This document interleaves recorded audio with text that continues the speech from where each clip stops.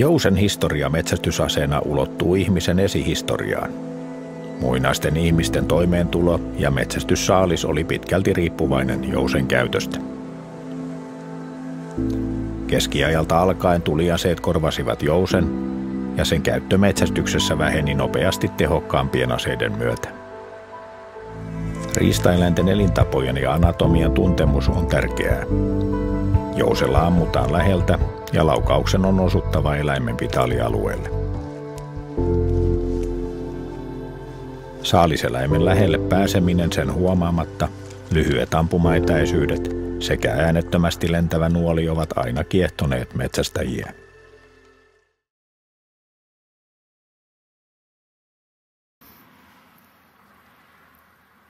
Metsästäjän valittavana on useita eri jousityyppejä, joista kukin valitsee mieluisimman mallin. Metsästyksessä käytetään pitkäjousia, vastakaarijousia ja taljajousia. Perinteisten ja taljajousien merkittävin ero on taljajousen vetokevennys tähtäysasennossa. Epäkeskopyörien ansiosta taljajousen kaariin sitoutuu enemmän energiaa kuin perinteisen jousen kaariin. Perinteiset jouset ovat omimmillaan nopeissa tilanteissa ja lyhyillä ampumaetäisyyksillä. Taljajousen jännittäminen on hitaampaa kuin perinteisen jousen, mutta kevennyksen ansiosta sitä on mahdollista pitää kauemmin vireessä. Se pääsee oikeuksiinsa rauhallisissa tilanteissa, mikä mahdollistaa pitemmän tähtäysajan. Tärkein varuste on metsästyskärjellä varustettu nuoli. Osumatarkkuuden perusta on hyvälaatuinen suora nuoli. Nuolen suoruus on helppo tarkistaa pyörittämällä. Suora nuoli ei väpätä, toisin kuin nuoli, jonka kärki on vinossa. Metsästyskärjen osuminen vitaalialueelle aiheuttaa nopean kuoleman.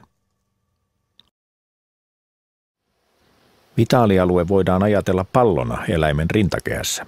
Ammutaan mistä kulmasta hyvänsä, nuolen on aina lävistettävä vitaalialue keskeltä.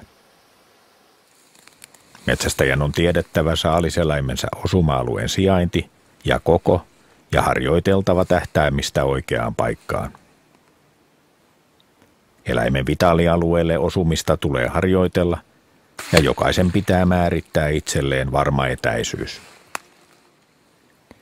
Hyvä tapa harjoitella ja testata omaa ampumataitoa on terästauluun ampuminen. Terästaulussa vitaalialueen kohdalla on reikä, mikä ei päälle päin näy. Taulu asetetaan taustaa vasten ja aloitetaan harjoittelu. Vitaalialueelle osuvat nuolet pysähtyvät taustaan kuten pitääkin. Haavoittavat laukaukset osuvat taulun teräksiseen kylkeen, mikä tietää asiaa nuolikauppaan. Jos metsästäjä ei osu vitaalialueelle, on siirryttävä lähemmäksi tai harjoiteltava lisää.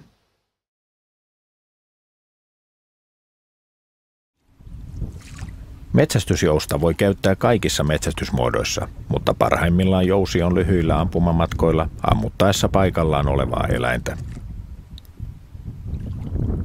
Huolellinen naamioituminen ja hajuttomuus helpottavat ampumaetäisyydelle pääsemistä. Kyttääminen tai vahtiminen ovat helpoimpia tapoja päästä ampumaan rauhallisesti liikkuvaa tai paikallaan olevaa eläintä. Vastatuuleen hiipimälläkin on mahdollista päästä saaliin lähelle. Hiipiminen vaatii metsästäjältä kaikkein eniten ja onnistuu vain sopivissa olosuhteissa. Äänetön eteneminen vastatuuleen ja jatkuva etumaaston tarkkailu ovat edellytykset hiivintämetsästyksen onnistumiselle. Sopiva etenemisnopeus on korkeintaan kilometri tunnissa. Taljajousella ammuttaessa ampuma-asento on ryhdikäs, mutta rento. Tärkeää on olla selkä suorana. Jousella tähdättäessä keskitytään pieneen pisteeseen maalissa, mihin halutaan nuolen osuvan. Nuoli vapautetaan puristavalla laukaisulla. Nuolen lähdettyä pidetään katse suunnattuna maaliin vielä muutaman sekunnin ajan ja annetaan jousen heilahtaa oma heilahduksensa. Jälkipito parantaa osumatarkkuutta. Metsästystilanteessa ammutaan usein ala- tai yläviistoon, jolloin vartaloa taivutetaan lantiosta ja ylävartalon asento pyritään pitämään samana kuin tasaisella ammuttaessa.